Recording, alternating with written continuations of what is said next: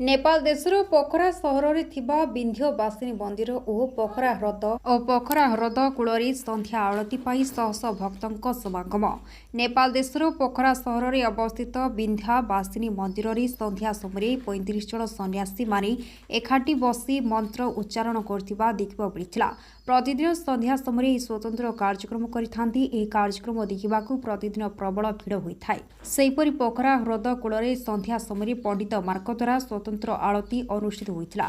एही कार्यक्रम को भारत देशरू भ्रमण में आसथिबा लायंस 322 टर 170 जन सदस्य देखि पुण्य लाभ करछंती। एहार नेतृत्व नेइथिले जिला गवर्नर प्रदीप कुमार अग्रवाल। तसह भारत देश सह अमेरिका, चिली, दक्षिण आफ्रिकार अनेक भक्तों समागम होइथिला। एही आलती देखि उपस्थित भक्तों मध्य किछि समय पर्यंत आध्यात्मिक परिवेश सृष्टि होई भक्तमानी नाच गीत करथिले। ब्यूरो रिपोर्ट महान टीवी।